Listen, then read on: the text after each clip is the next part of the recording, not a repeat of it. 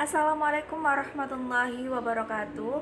Perkenalkan, nama saya Vina Arifatunisa dengan NIM B9421901.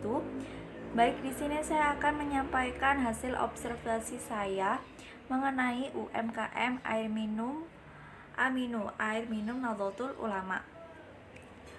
Baik, selanjutnya saya akan membacakan tentang profil usaha ini. Jenis usahanya adalah air minum. Nama usahanya Aminu, air minum Nahdlatul Ulama. Pengelola usahanya adalah Bapak Suliadi SAG. Alamat usahanya adalah di Dusun Ngelodok, Desa Mojokrapa, Kecamatan Tembelang, Kabupaten Jombang. Kegiatan usaha ini adalah memproduksi air minum yang berkualitas, tentunya sehat, dan harganya terjangkau. Selanjutnya, saya akan menyampaikan sejarah berdirinya UMKM ini. Usaha air minum Nahdlatul Ulama ini telah berdiri pada tahun 2015, tepatnya di bulan Maret. Pendirinya adalah para aktivis Nahdlatul Ulama. Salah satu pengelola usaha Aminu ini adalah Bapak Suliadi SAG. Hal ini juga berkaitan dengan asal nama usaha, yaitu yang dinamakan Aminu, air minum Nahdlatul Ulama, karena dikelola oleh para aktivis Nahdlatul Ulama. UMKM ini adalah wujud dari kepedulian untuk membantu berjalannya organisasi Nahdlatul Ulama. Jadi, melalui usaha ini bisa meneruskan para pejuang organisasi Nahdlatul Ulama. Dan awalnya usaha ini masih kecil dan hanya ditangani oleh satu atau dua orang saja. Seiring dengan berjalannya waktu, kini usaha Aminu telah berkembang dan banyak yang mengkonsumsi air mineral tersebut yang konsumennya sendiri, tetangga sekitar, dan lingkungan yang dekat dengan produksi UMKM Aminu ini.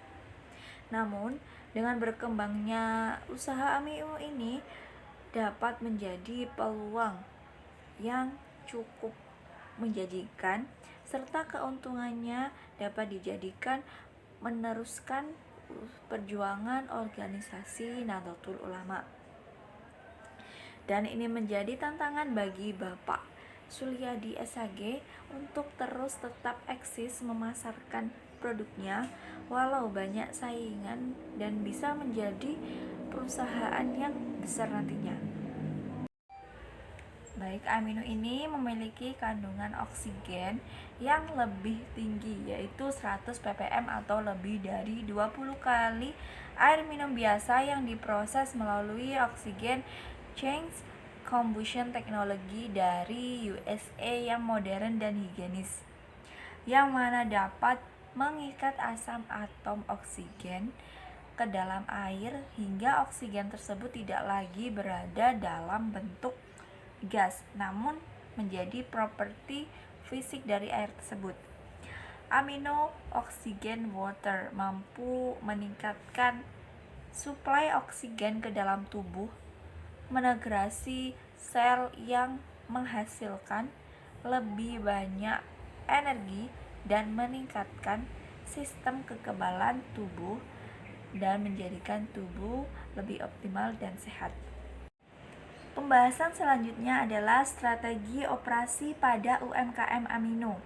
Strategi operasi adalah suatu fungsi operasi yang memberikan keseluruhan pengarahan atau dorongan bagi pengambilan keputusan agar searah dengan tujuan perusahaan. Strategi operasi terdiri dari misi, kemampuan, khusus, tujuan, dan kebijakan. Visi misi UMKM Aminu air minum Nahdlatul Ulama ini adalah arahnya untuk kebutuhan organisasi Nahdlatul Ulama, karena perusahaan juga mengatasnamakan organisasi tersebut. Strategi operasi produk UMKM Aminu untuk mempertahankan usaha ini di lapangan. Air Aminu ini sementara untuk konsumsi kalangan bawah, khususnya warga NU, dan agar khususnya warga NU dan sekitarnya ini bisa mengkonsumsi air minum yang berkualitas, dijamin sehat, serta harganya terjangkau, dan juga bermanfaat untuk kepentingan organisasi Nahdlatul Ulama. Oke, selanjutnya saya akan membahas tentang perencanaan dan perancangan proses produksi UMKM Amino ini. Nah, UMKM ini sementara memproduksi air minum kemasan dalam galon dengan brand Amino. Proses produksi air amino ini dengan alat filterisasi yang dibuat oleh sebuah kreator. Alat ini juga sudah diuji coba untuk menetralisir air laut yang berasa asin dan bisa menjadi air yang layak minum dan berkualitas. Nah, sumber produksi air amino ini dari pengeboran sumber air bawah tanah. Sebenarnya alat filtrasi ini tidak harus dari sumber bawah tanah, tetapi juga bisa dengan sumber air sumur biasa, karena hasil uji coba sudah membuktikan hal tersebut. Dan hal tersebut layak dikonsumsi. Namun hal ini terdapat sisi positif dan negatifnya. Sisi positifnya, jika diambil dengan air sumber bawah tanah, maka filternya akan awet dan tidak sering mengganti. Dan sebaliknya, jika menggunakan sumber air sumur biasa, filternya akan sering mengganti. Baik, selanjutnya saya akan membahas perencanaan kapasitas produksi UMKM Amino ini. Perencanaan kapasitas produksi UMKM Amino ini sementara hanya memenuhi kebutuhan masyarakat sekitar lingkungan produksi UMKM ini. Lah, kapasitas satu hari bisa memproduksi 75 sampai dengan 100 galon air minum. Dan bisa juga dengan refill atau isi ulang air minum galon. Kualitas air minum Amino sudah terjamin berkualitas baik dan sehat tentunya, karena hasil uji coba dengan alat kekeruhan air menyatakan bahwa air amino ini lebih tinggi dari air lainnya dan setara dengan air Cleo. Tetapi UMKM ini belum bisa memproduksi kapasitas yang lebih besar karena ada faktor kurangnya modal. Tapi diusahakan agar bisa menjadi perusahaan yang besar dan jaringannya lebih luas dan sangat bermanfaat, dan juga bisa bermanfaat untuk organisasi Nahdlatul Ulama. Selanjutnya, tentang perencanaan lokasi dan tata letak pada UMKM Amino. Lokasi produksi UMKM air amino ini sudah bisa dikatakan strategis karena belum nyangkut dengan perusahaan skala besar. Jadi lokasi ini bisa dikatakan strategis. Sistem tata letak UMKM Amino yang digunakan pada pembuatan air minum amino ini adalah sistem produk layout.